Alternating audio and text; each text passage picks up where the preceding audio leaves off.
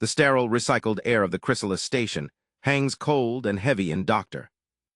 Aris Thorne's lungs, each breath a conscious, labored effort. He stands before a vast, curved viewport, his reflection a ghostly pallor superimposed over the unforgiving darkness outside. His own face stares back at him, a man in his late 40s, with the kind of weary eyes that have seen too many data streams and not enough sunrises. The fine lines etched around his mouth and forehead seem deeper now, carved not by age, but by the immense, crushing weight of absolute failure. Behind his translucent reflection, the star system's crown jewel, a dying red giant named Charon's heart, smolders like a bloodshot, malevolent eye in the void. Its dim, crimson light bleeds into the observation lounge, casting long, distorted shadows that seem to claw at the polished metal floors. This is the silence before dawn, a deafening quiet that presses in from all sides, a vacuum of sound that feels more violent than any explosion. In exactly 58 minutes, if he cannot find a key to a lock he does not understand, that silence will be shattered forever by the thunder of human warships. His mind, a whirring engine of analysis and anxiety, replays the catastrophic first contact on a relentless, torturous loop. The memory is a vivid, painful wound. The Cathar vessel, designated Whisperer by a nervous fleet command, had emerged from the gravitational eddies near Charon's heart without a sound, a leviathan of obsidian geometry that seemed to absorb the very light around it. It was not a thing built, but a thing grown, all flowing, non-Euclidean curves and facets that hurt the human eye to follow. There were no engine flares, no running lights, only a profound sense of ancient, alien presence. The initial hails, a symphony of mathematical primes and friendly greetings in 100 human languages, had been met with nothing. An unnerving total silence. Then the human delegation, led by the brash Admiral Corrigan, had made their fatal error. Attempting to demonstrate peaceful intent, they had powered up a long-range comms laser, targeting it harmlessly at the Cathar's hull in a prearranged pattern of universal greeting. To humanity it was a flash of light, a silent, elegant hello. To the Cathar, as Aris would later theorize in a frantic, sweat-soaked epiphany, it must have been a shriek of unbearable intensity. Their response was instantaneous and devastating. A wave of invisible energy, a byproduct of their own technology, had pulsed from their vessel. It wasn't a weapon, not intentionally. It was a frantic, desperate hand swatting at a buzzing insect. But that swat had scrambled the entire fleet's power grids, frying systems and killing 17 engineers on the flagship, the UNSS Resolute Asterisk, who were interfaced directly with the reactor cores. Aris closes his eyes, the phantom screams of those 17 souls a chorus of accusation in his memory. He can still smell the ozone and seared metal from the aftermath, a scent that had permeated the station's ventilation for hours. Admiral Corrigan, his face a mask of fury and grief, had immediately labeled it an unprovoked act of war. The warhawks in the unified Earth government, waiting for just such an excuse, had given the order. The fleet, a glittering dagger of tungsten and fury, is now positioned just beyond the system's asteroid belt, its missile doors open, its railguns charged. The clock is ticking, a digital countdown burned into the retinas of every soul on the Chrysalis. 57 minutes. He has 57 minutes to accomplish what a team of 50 xenologists and diplomats could not in 3 weeks. He has to walk into a room with a being that communicates in a language of silence, and convince it that humanity is worth saving from its own destructive panic. The soft chime of the door behind him is unnaturally loud in the heavy quiet. He turns, his movement slow, deliberate, as if he is moving through water. Station Director Eva Rostova stands there, her usually impeccable posture slumped with exhaustion. Her face is ashen, the sharp lines of her cheekbones standing out in stark relief under the emergency lighting that had replaced the station's warm daytime glow. "Aris," she says, her voice a hoarse whisper, stripped of all its former authority. "It's time.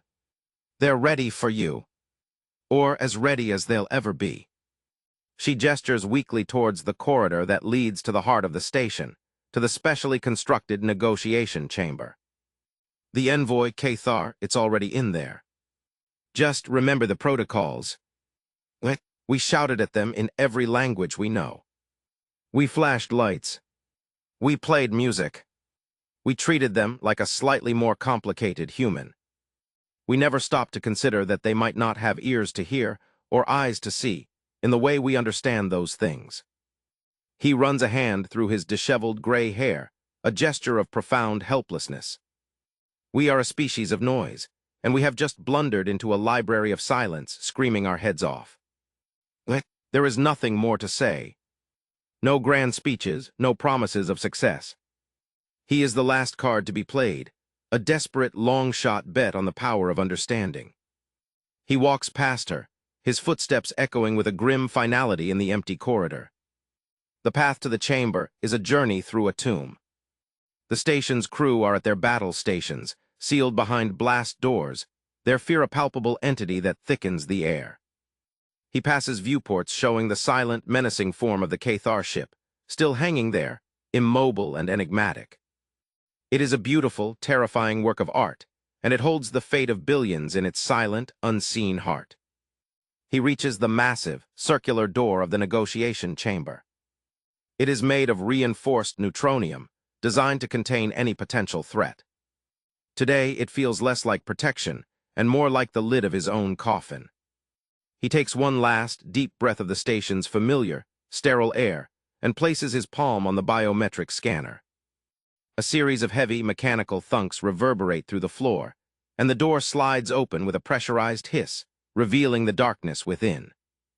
The chamber is a perfect sphere, its walls a seamless matte black material that feels both soft and unyielding. In the center of the room, suspended in a complex harness that seems to be made of woven light and dark energy, is the envoy. Cathar. Aris's breath catches in his throat. No hologram, no grainy video feed could have prepared him for the reality of its presence. It is roughly bipedal, but that is where all similarity to humanity ends. Its form is tall and slender, composed of a chitinous, iridescent material that shifts through colors he has no name for. It has no discernible head, just a smooth, tapered upper body from which several long, delicate limbs, each ending in fine, articulated tips, extend and retract in a slow, rhythmic dance. It does not stand on the floor. It floats, its harness humming with a low, subaudible vibration that he feels more in his bones than hears. The air in the room is different, colder, thicker, and carries a faint metallic scent, like ozone and cooled magma. He steps inside, and the door seals behind him with a sound like a tomb closing. He is alone. Truly alone. The silence here is absolute, a physical pressure against his eardrums. He moves to the designated spot for him, a simple, backless stool made of the same dark material as the floor. He sits, his datapad feeling flimsy and useless in his trembling hands. He has prepared a new sequence, a complex series of low-frequency pulses meant to emulate gravitational waves, a universal constant. He takes a moment to center himself, to push the image of the advancing fleet from his mind. He looks at Cathar, at the beautiful alien creature floating in the center of the sphere, and he tries to project not words but intent. Peace, curiosity, a desperate desire to understand. He activates the sequence. A soft, throbbing hum fills the chamber, a sound so deep it is almost a feeling. He watches Cathar, his heart hammering against his ribs. For a long moment, nothing happens. The envoy's limbs continue their slow, graceful dance. Then one of its limbs twitches, a sharp, jerky motion that is utterly different from its previous fluidity. A wave of hope, fragile and desperate, surges through Aris. He increases the amplitude slightly, trying to convey a question. Do you understand? The reaction is immediate and terrifying. Cathar's entire form convulses. The beautiful, rhythmic dance of its limbs becomes a violent, shuddering spasm. It lets out no sound, but Aris feels a spike of pure, undiluted agony emanating from the creature, a psychic scream that lances directly into his brain. The ambient vibration in the room, once a soft hum, escalates into a painful, teeth-rattling shudder. The very light in the chamber seems to strobe, the colors on Cathar's carapace flashing in a chaotic, blinding pattern. He has done it again. He has heard it. He has screamed right into its soul. He fumbles with the datapad, his fingers slick with sweat, desperately trying to shut the sequence down. The noise, the vibration, the strobing light, it's all a defense mechanism. A desperate, panicked attempt to drown out his painful, clumsy signal. This wasn't aggression. It never was. It was a reaction to unending, unbearable sonic torture.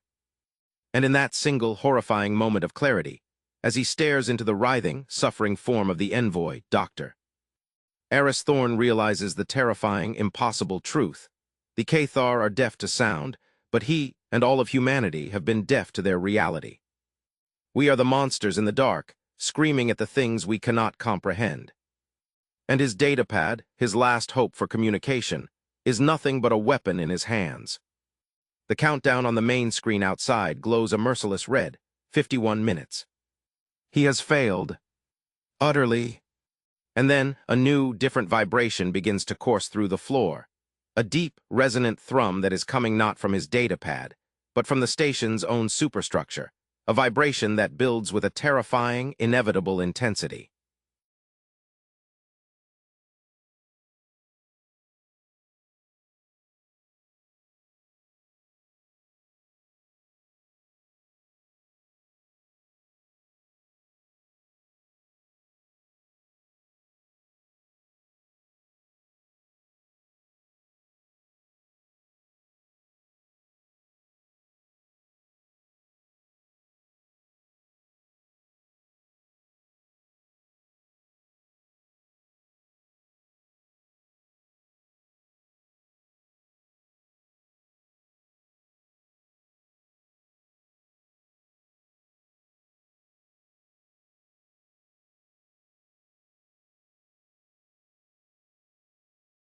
The crushing weight is a mountain seated upon his chest, a dense, invisible avalanche that presses the very air from his lungs and grinds his ribs together in a slow, agonizing creak. Doctor! Aris Thorne lies prone, his cheek flattened against the warm, humming floor of the negotiation chamber, the intricate patterns of the matte black material imprinted on his skin. Each heartbeat is a labored, thunderous drum in his ears, a frantic, trapped bird fighting against the cage of his own body. His vision swims at the edges, dark tendrils of unconsciousness clawing at his consciousness, held back only by the sheer, white-hot wire of his desperation. He can feel the delicate bones in his hands protesting, the datapad a cold, hard brand against his palm, the only thing separating this moment from utter annihilation. 40 seconds. The number echoes in his mind, a death knell tolling with the relentless, digital precision of the countdown he knows is still ticking away on the bridge. 40 seconds until the gravity generators he has pushed into catastrophic overload burn out, releasing the enraged admiral and his marines. 40 seconds until the human fleet, a swarm of righteous, ignorant hornets, unleashes its payload upon a being that was only just beginning to say hello. He forces his eyes, heavy as stones, to focus. A few feet away, Admiral Corrigan is a portrait of impotent fury made flesh. The Admiral's body is contorted, one knee bent at a painful angle, his face pressed sideways against the floor. A thin trickle of blood, vivid and shocking against his pale skin, leaks from his nostrils, painted there by the immense G-forces. His eyes, those pale, flinty chips of ice, are locked on Aris, and the hatred in them is a tangible, radioactive heat. It is a pure, undiluted loathing that needs no words, a promise of retribution that would be screamed if his lungs could draw enough air. The two Marines are metallic beetles pinned to a collector's board, their powerful armor now a crushing sarcophagus. One of them has managed to turn his helmet just enough for his reflective visor to catch the hellish crimson of the emergency beacon, a single, unblinking red eye staring into the abyss of the situation. And floating in the center of it all, serene and untouchable, is Cathar. The envoy's form is a nexus of calm in the storm of human folly. Its iridescent carapace has settled into a deep, thoughtful violet, shot through with slow-pulsing filaments of silver that trace the elegant lines of its biology. Its delicate limbs are still, but Aris can feel a profound, focused attention emanating from it, a laser-like concentration directed at him. The meaning comes again, not as sound, but as a ghostly impression forming directly in the higher functions of his brain, cool and clear like a mountain stream. The harmony maker strains the voice of the world to its breaking point. The Song of Silence is a fragile one. Query, what melody follows this crushing chord? Aris cannot speak. His jaw feels welded shut. He can barely draw a shuddering, insufficient breath. But he thinks, he projects with every fiber of his failing consciousness, pushing a torrent of concepts, images, and emotions towards the alien presence. He thinks of the fleet, of missiles streaking through the void like deadly silver minnows. He thinks of fire, of worlds burning, of the beautiful, non-Euclidean curves of the Cathar ship shattered into a cloud of glittering debris. He projects his own terror, his own crushing helplessness, and his desperate, fervent, screaming need for more time. He pushes an image of Corrigan, not as a monster, but as a wounded, frightened animal, lashing out from a place of deep, personal pain and ingrained militaristic dogma. He does not hear your song, Aris thinks, the mental effort making black spots dance before his eyes. He is deaf as I was deaf. But he can be shown. We can all be shown if you can just show them. He feels a shift in the resonant field around him. Cathar's perception is a physical thing in the air, a scanning, analytical pressure that sweeps over the three prone humans. It lingers on Corrigan, on the bloody nose, on the hatred in his eyes, and Aris senses a new concept form, understanding.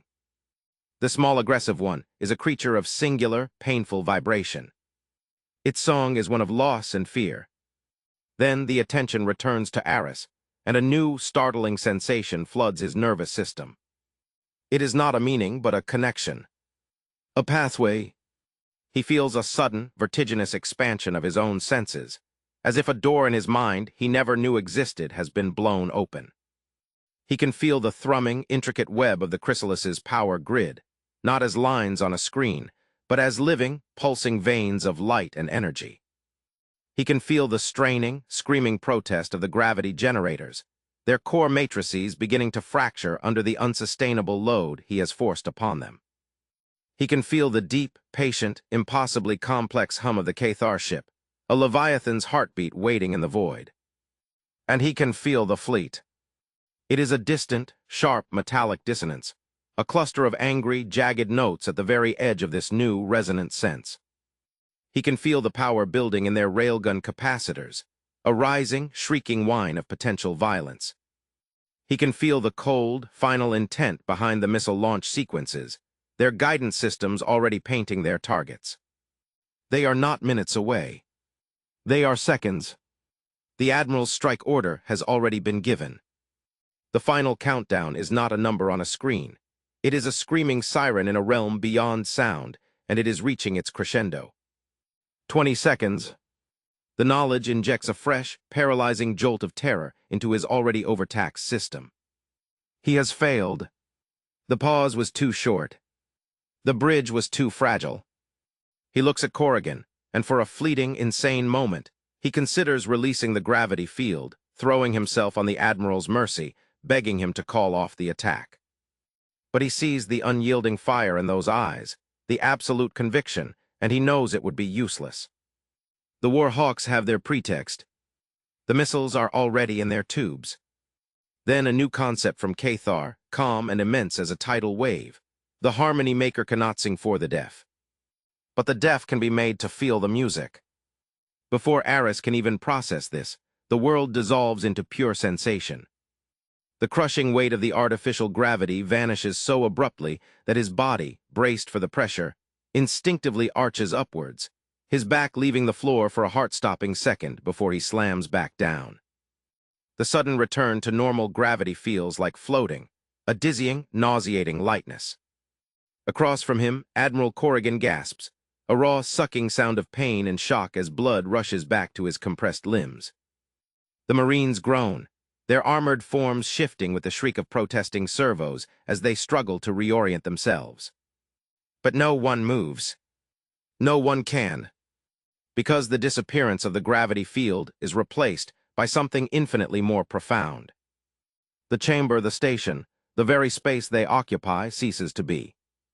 The solid matte black walls dissolve into a shimmering, transparent veil. They are no longer inside a room. They are suspended in the heart of the star system, floating in the vacuum between the Chrysalis and the Cathar vessel. Charon's heart, the dying red giant, hangs before them, its sullen, crimson light no longer viewed through a viewport, but seeming to burn against the bare skin of Aris's face. He can feel its ancient, fading heat, the slow, ponderous pull of its massive gravity. And there, poised between the station and the star, is the Cathar ship, the Whisperer. But it is no longer a silent, obsidian leviathan. It is singing. A complex, breathtaking tapestry of gravitational waves and quantum resonance pours from its impossible geometry, a symphony conducted on a cosmic scale. Aris doesn't hear it. He is immersed in it, every cell in his body vibrating in tune. He sees the fabric of spacetime itself warp and ripple around the ship, creating patterns of unimaginable beauty, swirling galaxies of force, pulsing nebulae of energy, delicate, intricate lattices of harmonic stability that stretch across the void. It is a song of existence, of physics and philosophy woven into a single, transcendent expression. It is the story of the Cathar, their history, their science, their very soul broadcast not as data, but as experiential truth. And then the song shifts. The beautiful, complex patterns coalesce, focusing. The Cathar are no longer broadcasting their identity. They are projecting a shield. A vast, shimmering, resonant dome of interwoven gravity and energy blooms into existence around the Chrysalis station, a protective bubble that hums with a quiet, immense power. It is not a threat. It is not a weapon. It is a shelter, a gesture. At the same moment, Aris's new, expanded senses feel the human fleet unleash its fury. He feels the violent, percussive launch of a dozen hypersonic missiles, their chemical engines igniting like struck matches in the dark. He feels the magnetic coils of the railguns release, sending slugs of tungsten screaming across the void at a fraction of the speed of light. The attack is a jagged, discordant scream of pure violence, a stark, ugly contrast to the beautiful, protective song of the Cathar. Time seems to slow to a crawl. Aris, Corrigan, and the Marines are silent, helpless spectators floating in the heart of space, forced to witness the consequences of their choices. The missiles streak towards the Cathar ship, their paths unwavering. They cross the threshold of the resonant shield. And they stop. Not explode. Not vaporize. They simply stop. They hang in the void, suspended like insects in amber, their engine plumes freezing in mid-flicker. The railgun slugs meet the same fate, arrested in their flight mere kilometers from their target, becoming inert, motionless sculptures of metal. The shield has not destroyed them. It has neutralized their kinetic energy, captured them in a stasis field of perfect, unassailable harmony. The Cathar have not retaliated. They have not fired a single shot. They have simply caught the bullets. They have rendered the ultimate expression of human aggression utterly, completely harmless. The projection vanishes. The starfield, the Cathar ship, the silent, frozen missiles, all of it winks out of existence. They are back in the spherical negotiation chamber, the walls once again solid and matte black. The only sound is the ragged, terrified breathing of the humans and the soft, melodic hum of the station, now harmonizing perfectly with the gentle, peaceful vibration emanating from Cathar. Aris slowly, shakily, pushes himself up to his knees. He looks at Admiral Corrigan. The Admiral is also on his knees, but his posture is utterly broken. All the fury, all the certainty, has been drained from his face, leaving behind a hollow, ashen mask of utter, profound shock. He is staring at the spot where, moments before, he had seen his entire military doctrine.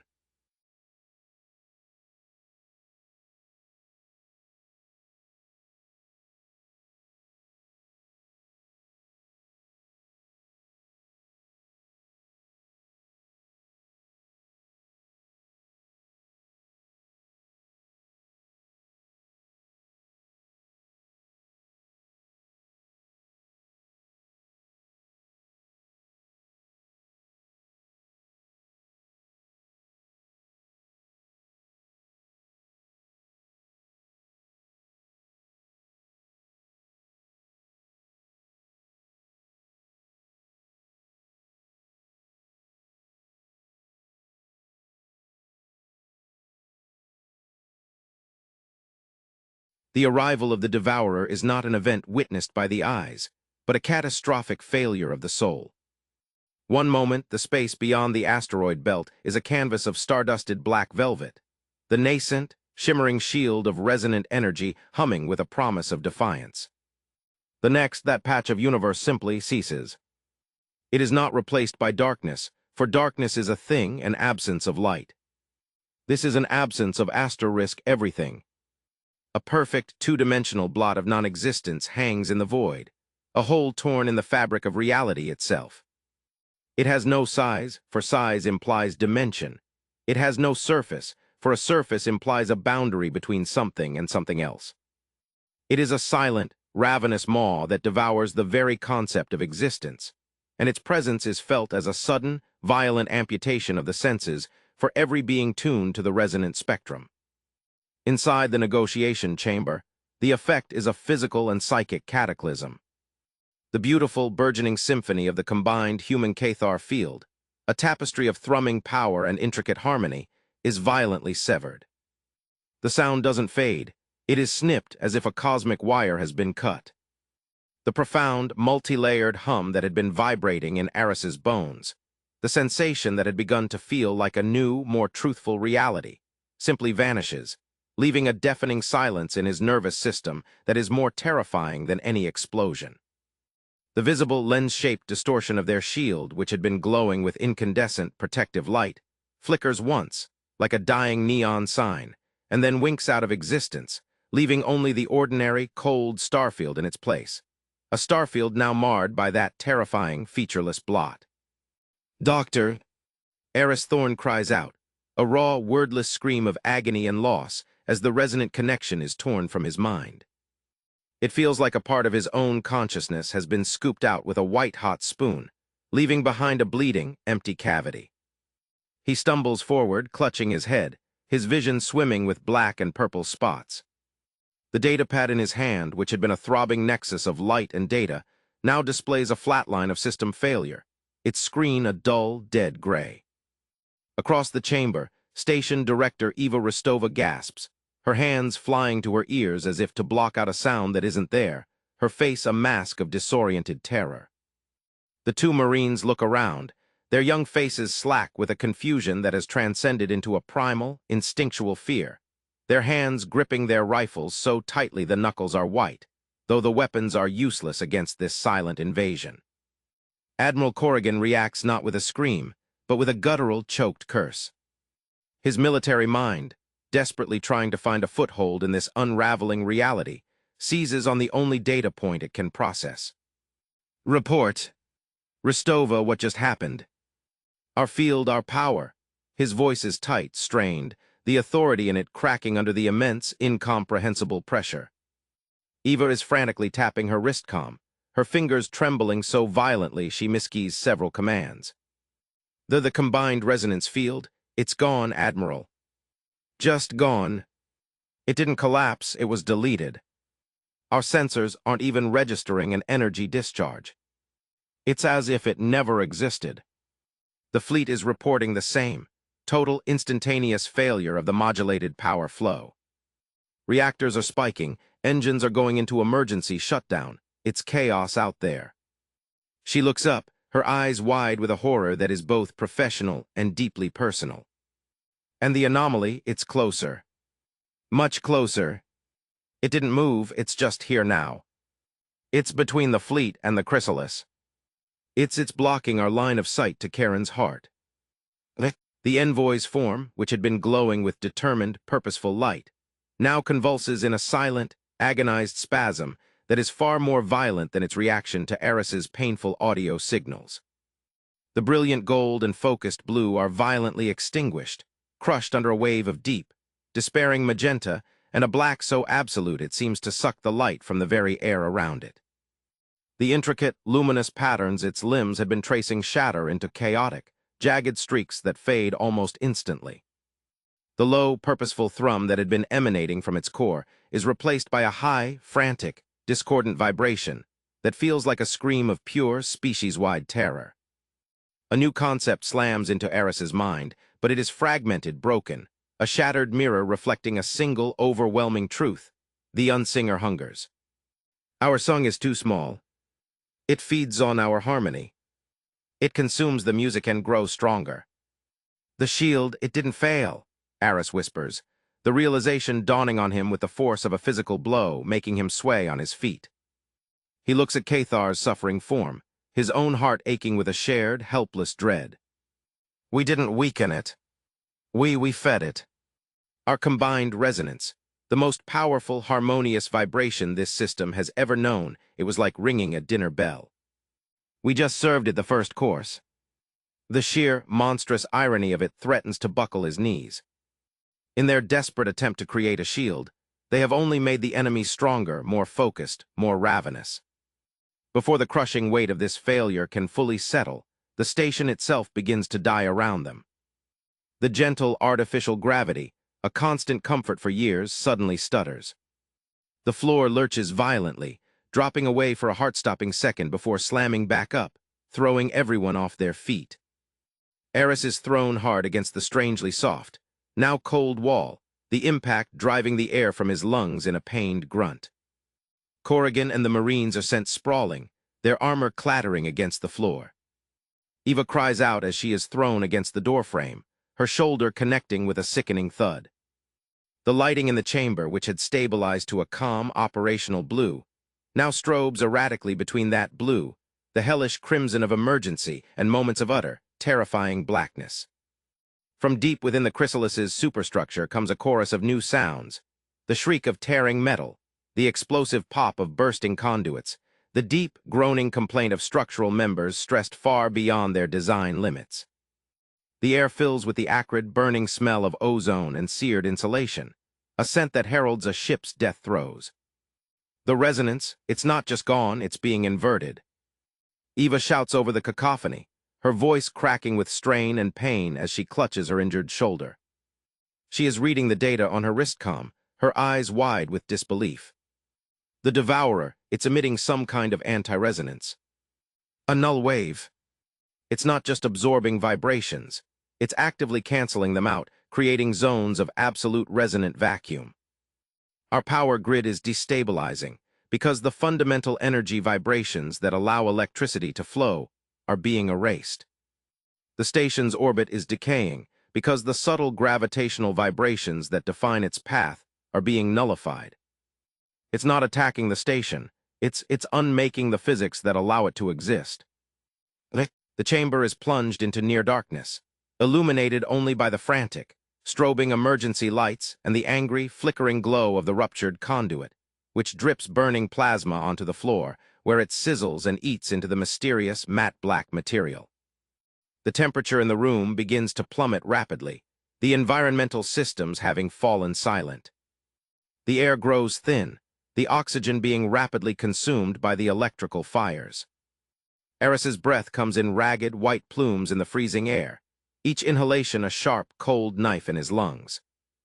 Through the chaos and the dying light, Aris's eyes lock with Cathar's central mass. The envoy is no longer convulsing.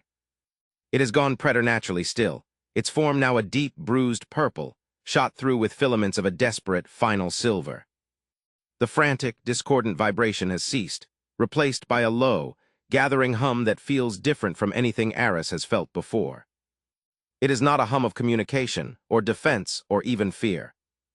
It is a hum of immense, focused power being gathered from a place deep within the envoy's being, a sound of ultimate potential. The concept that forms in Aris's mind is simple, clear, and fills him with a colder terror than the void outside. The song of sacrifice, the final note, the harmony maker must conduct. One chance, one moment, to show them the silence within the music.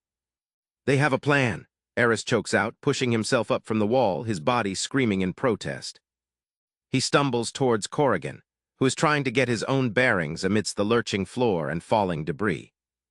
Admiral, Cathar, they're preparing something. A final option. They need the fleet again, but not for a shield. They need everything. Every joule of power, focused into a single, instantaneous pulse. A resonant bomb. A note so loud and so pure it might, It might overload the Devourer's ability to consume, if only for a moment. Another gamble.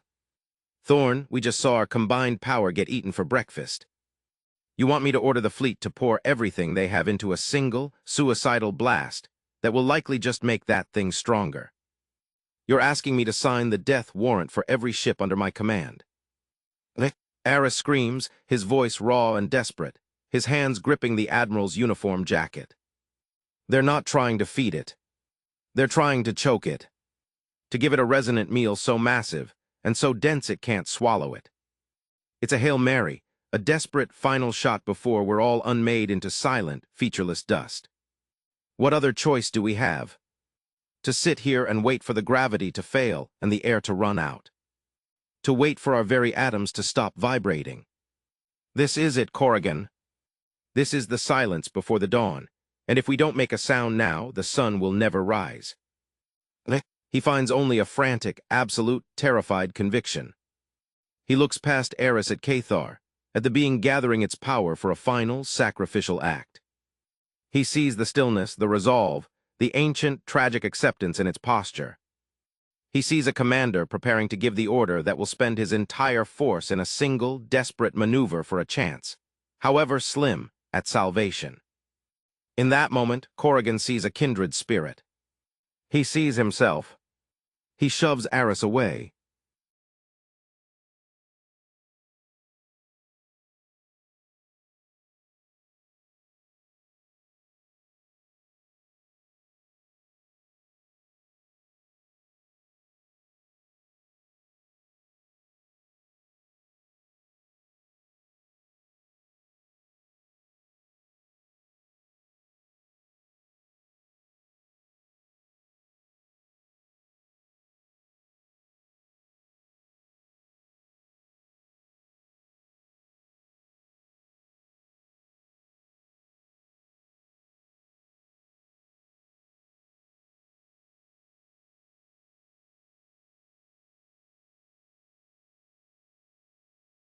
The final, agonizing hour of work passes in a feverish, surreal blur for Dr. Aris Thorne, a frantic race against a clock whose ticking is now measured in the impending arrival of human salvation, turned executioner. His world has shrunk to the glowing surface of his data pad and the complex, multi-layered, resonant algorithm taking shape upon it. He is no longer a linguist, nor a diplomat. He is a composer of memories, a weaver of nightmares and miracles, his mind a fragile loom upon which he attempts to spin the raw data of their experience into a tapestry of transcendent truth. His fingers, numb and trembling with a cocktail of exhaustion, grief, and adrenaline, fly across the screen, but his work is not one of simple coding. He works by feel, by instinct, translating the station's sensor logs not into numbers, but into pure, resonant impressions. He weaves the chilling, soul-sucking nullity of the Devourer's approach, the desperate, fluttering hope of their fledgling alliance, the heartbreaking, sublime beauty of the Cathar's final song, and the raw, brutal, sacrificial fury of the human fleet's death cry into a single, cohesive experiential package. It is a symphony of emotion and event, compressed into a data stream designed not to be analyzed, but to be lived. Across the chamber, a tense, silent vigil unfolds. Admiral Corrigan, his body a tapestry of bruises and his uniform a testament to their struggle, stands ramrod straight before the main viewport, his hands clasped tightly behind his back.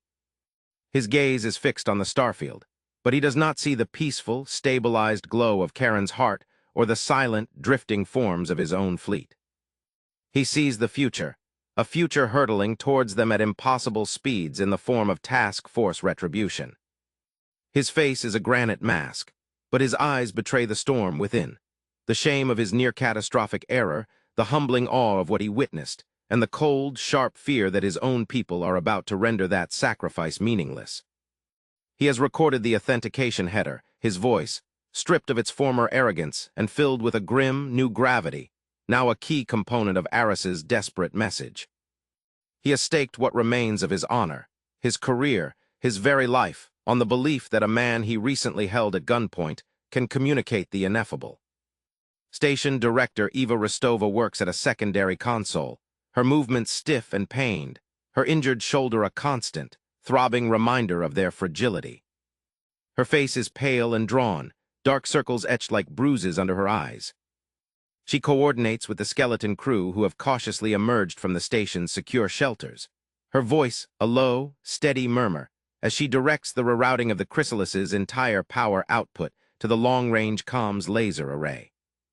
The air in the chamber is thick with the smell of ozone, scorched metal, and the peculiar metallic scent of the Cathar, a scent that now feels like the ghost of a friend. The only light comes from the consoles and the viewport, the calm, blue operational glow a stark contrast to the hellish strobe of crimson that had so recently illuminated their potential tomb. The silence is profound, broken only by the soft hum of the station and the frantic tapping of Aris's fingers, a silence that is both a blessing and a heavy, suffocating shroud. Aris's work reaches its crescendo. With a final, sweeping gesture, he compiles the last of the resonant sequences, weaving in the final, faint concept he received from Cathar, * the harmony maker. Must lead the next chorus. He looks up, his eyes red-rimmed and burning with a feverish intensity. "It's ready," he announces, his voice hoarse and cracked. The words seem to hang in the air, charged with the weight of their implications. "The packet is compiled. It's the best I can do. It's not a perfect translation. It's a shadow, an echo. But it should be enough. It has to be enough." The comms array is primed and aligned on the predicted approach vector of task force retribution. We're tapping directly into the station's primary power core. We can broadcast the packet in a single, concentrated, high-fidelity burst. They should receive it about 30 minutes before they enter weapons range. She takes a shaky breath. "Aris, are you sure about this? The power levels we're using, if this resonant frequency interacts poorly with their systems, we could be sending them a weapon instead of a message." He looks towards the still, gray form of Cathar, seeking a confirmation that will never come. "It's the truth. And the truth isn't always safe. But it's the only thing that can save us now from ourselves." He turns to Corrigan. "Admiral, the packet is locked and loaded. It just needs your final command authorization to transmit." His broad shoulders seem to carry the weight of the entire human race. He stands there for a long, silent moment, a statue of conflicted duty. He is about to order the transmission of a psychoactive, untested, alien-human hybrid resonant frequency at a friendly fleet, an act that would, under any other circumstances, be considered the highest form of treason and insanity. He is betraying every protocol, every regulation, every tenet of military conduct he has ever sworn to uphold. And yet he knows, with a certainty that has been carved into his soul by fire and sacrifice, that it is the only truly moral command he has ever given. "Do it," he says, the two words final and absolute, a verdict delivered in a low, resonant tone that brooks no argument. Eva's fingers dance across her console. "Transferring command authority to your station, Doctor. You have the trigger." A single pulsating red icon glows on the screen, labeled simply, "Transmit experiential packet, priority Omega." His thumb hovers over it. His heart is a frantic, wild drum in his chest, so loud he is sure the others can hear it. This is it. The culmination of everything. The silence before a different kind of dawn. He thinks of the Cathar, of their final, selfless act. He thinks of the countless lives aboard Task Force Retribution, lives currently steeped in the same ignorance and fear that had so nearly doomed them all. He takes a deep, shuddering breath, filling his lungs with the cold, metallic air of the chamber one last time. He presses the icon. For a moment, nothing happens. The chamber remains silent, the starfield outside remains placid. Then a deep, subaudible thrum begins to build, a vibration that originates not from the station's core, but from the very space around them. The long-range comms laser, a monstrous piece of machinery housed in a pod on the station's hull, is drawing power, siphoning it from the reactor in a torrent that would normally be reserved for emergency thrust or weapons fire. The lights in the chamber dim momentarily, flickering as the colossal energy drain takes hold. Aris's datapad displays a power curve shooting into the red, a visual representation of their desperate shout into the void. A narrow, invisible beam of coherent light, modulated with the impossibly complex resonant packet, lances out from the Chrysalis, streaking across the light towers of empty space towards the incoming fleet. It is not a message of words, but a capsule of lived experience, a memory bullet aimed directly at the consciousness of Admiral Valerius and her crew. The transmission lasts for exactly 60 seconds. When it ends, the deep thrum cuts off abruptly, and the station's lights brighten back to their normal operational level. The silence that returns is even deeper than before, a vacuum of sound and action. It is done. The die is cast. There is nothing left to do but wait. The three humans stand in the chamber, isolated in their shared anxiety, the minutes stretching into an eternity. They watch the main screen, which displays the countdown to Task Force Retribution's arrival. 4 hours, 59 minutes, 58. The numbers tick down with a relentless digital precision. Aris finds himself holding his breath, his entire body tense, waiting for a response, for any sign that their message has been received, that it has been understood. An hour passes. Then another. The tension in the chamber is a physical entity, a fourth presence that sits heavily amongst them. Corrigan has not moved from his post at the viewport. Eva has sunk into a chair, cradling her injured arm, her eyes closed but her body rigid with stress. Aris paces a slow, restless circuit around the perimeter of the room, his gaze constantly drifting back to the silent, gray form of Cathar, a touchstone for his crumbling courage. Suddenly, a sharp priority chime shatters the quiet. Eva jerks upright, her eyes flying open. Corrigan turns from the viewport, his body stiff. Aris freezes mid-pace, his heart leaping into his throat. The comms officer's voice, tight with controlled panic, crackles over the room's speaker. "Director, Admirals, we're receiving a tight beam transmission from Task Force Retribution. It's on your personal command channel, Admiral. Scrambled and encrypted. Put it through. Audio only." It is a woman's voice, sharp, disciplined, and laced with a tension that feels like a coiled spring. It is the voice of Admiral Valerius. But it is not the voice of a hammer about to fall. It is a voice shaken to its very core, stripped of its certainty, trembling with a disorientation that borders on shock. "Corrigan, Liam, is that you? What in God's name, what did you just send us?" The words are not an accusation, but a plea for sanity. My bridge crew, my entire command staff, we all saw it. We all felt it. The silence, the thing in the dark, the music, the sacrifice. Her voice breaks. "I saw you, Corrigan. I saw you on your knees. I felt your choice. I felt the aliens, it's goodbye."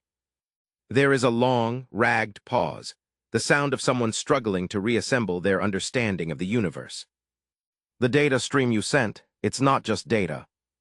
It's a memory. It's in my head. The UAG, they'll never believe a written report. They'll call it a mass hallucination, a Xeno trick." He leans heavily on the console. "It's not a trick, Sophia. It's the truth. Every second of it. The Cathar are not our enemies. They never were. We owe them our lives, our very existence. I feel it.